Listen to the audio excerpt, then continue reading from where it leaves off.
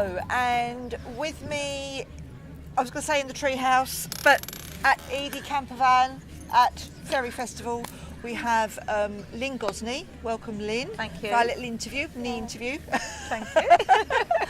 And Lynn is a singer with Touch the Earth, a band called Touch the Earth, and you have a shamanic centre in the Isle of Sheppey, Yes. in Kent. Which is in Kent, yes. Yeah. Yeah. So how does that work, Lynn, with your sort of shamanic work and your music? Oh, very integral part of each other. The work that we do is very much connected to the earth. We have regular sweat lodges on which the Celtic festivals. Yeah. And a lot of our music comes from the sweat lodge, really. Really? Yeah, because within the lodge you become those hollow bones, and that's when you actually start connecting to spirit, that you learn to be open all of the time, not shutting down. We don't do this shutting down business, because you need to be open to receive. Yes. And I always say to people, if you're at home and the phone's ringing, if you're not there to answer it, you're not going to get the messages. No, that's correct. Yeah. So we like to let it just all flow. Yeah. And I think that's where the inspiration for the music definitely comes from. So do you write the songs yourself, or Yes. is it other members of the band as well? We're all right. A lot of us write. Lewis writes, I write, Okay. Bruce writes, Lynn, Jill write. So, Yep. we're quite a multi-dynamic. Fantastic. Prolific Yeah, I know. I've seen you songwriters. performing. I've seen you performing. And you are very dynamic. How long have you been together as a formation? As the band, Yeah. now you're asking.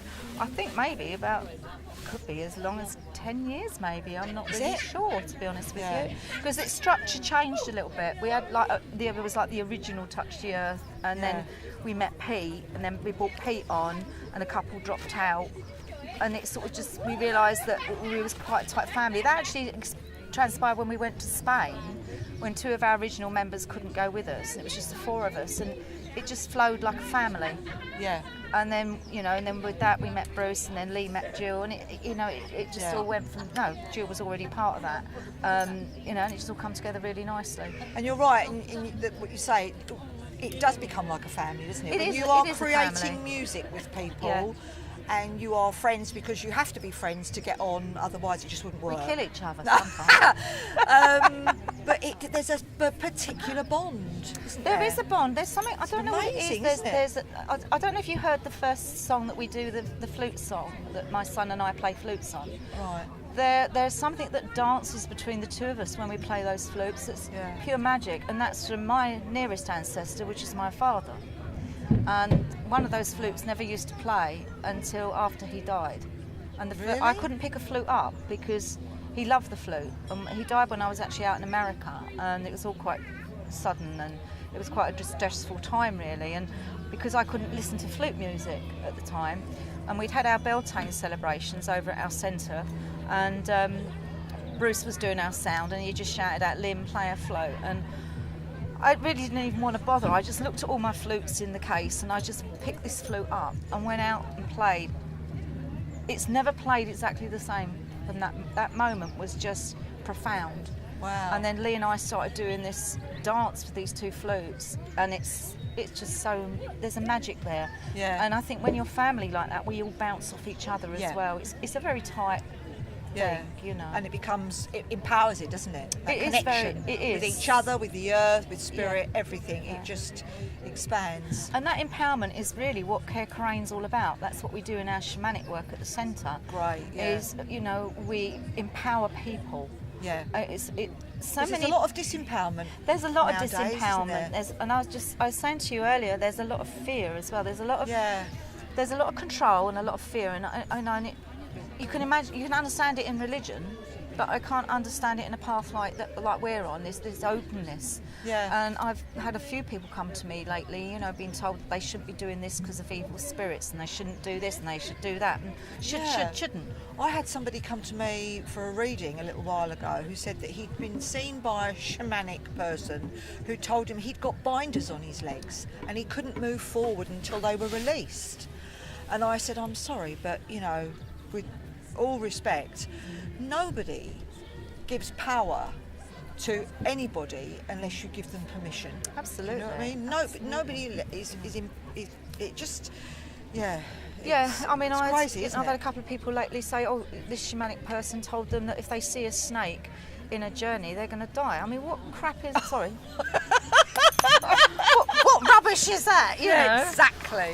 You know? Gosh. But there is a lot of fear-mongering out there, Yeah. and I believe it's the control. And the same with the lodge and the sweat lodge, and I'm so grateful to the fact that they have found sweat lodge in Scotland. They have found sweat lodge near Stonehenge. Because in this country, because so it's native to this country. Well, and that's what I was going to ask Yeah. you. And do you teach, or do you offer? Is this what you're offering at your centre? We run the regular native shamanic sweat lodges, or are they not Native American? No. No. Okay, that's what I mean. Definitely not this Native country? American. This country. Well, the thing was, in this country, apparently we would have. Sweat pits were quite popular. Okay. I live on the marshlands with a high water table. If we dug a hole, we'd drown before we sweated. Right. Oh So, dear. you know, we use the practicalities, really, you know, Yeah. and we use the upside down weaving basket type thing, you know, for our lodges, because it's practical. Yeah. But, I've had Native American police emails, you know, because I'm doing that. And I said, well, have a look at my website and you'll see that our website, we work with the Celtic traditions. But Fantastic. a lot of people say to me, what's your tradition? And I say, Linny's, and it takes them ages to work that out. They look at me and they, Linny's? Where's Linny's from? You know? And I say, it's Linny's because we live now. Yes. We live in the Yeah.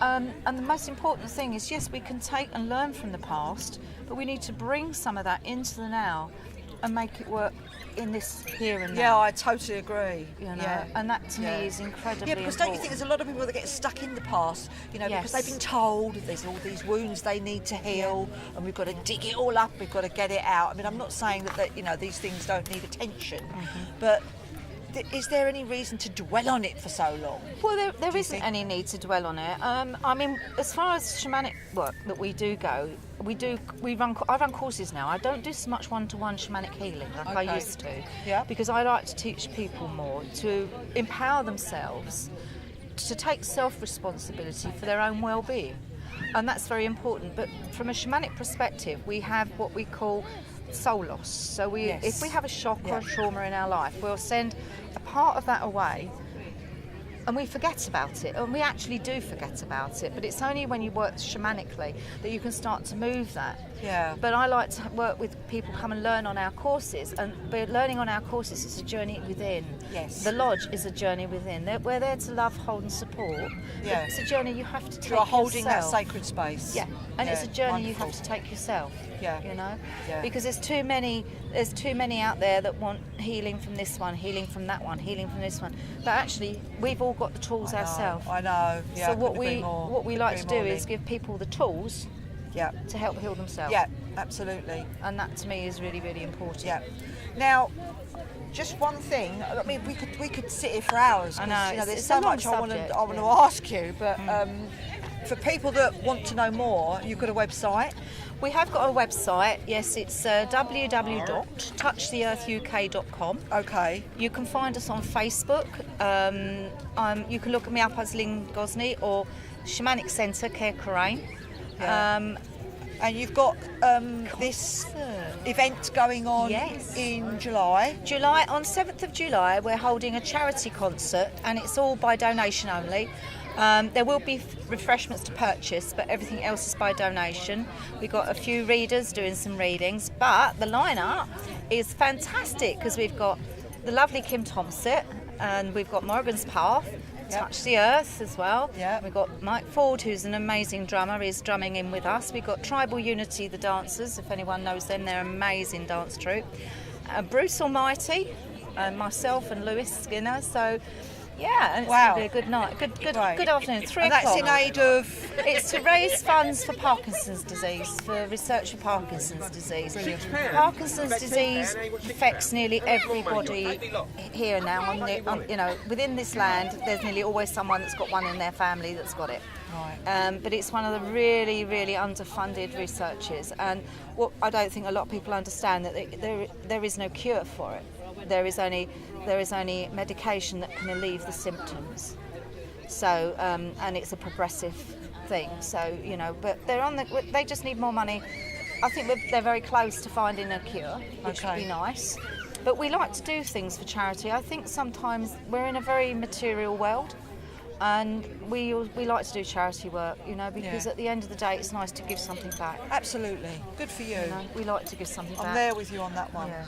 Well, Lynn, thank you very much for coming and having a chat. Thank you for and asking I'm me. really looking forward to coming and having a look round your gaff. Yeah, yeah. And playing at your event. Great, Yeah. wonderful. Isle of Sheppey it is. It's not Caercaraine. It looks like it's in Wales, but it's not. Excellent. It's on the Isle of Sheppey.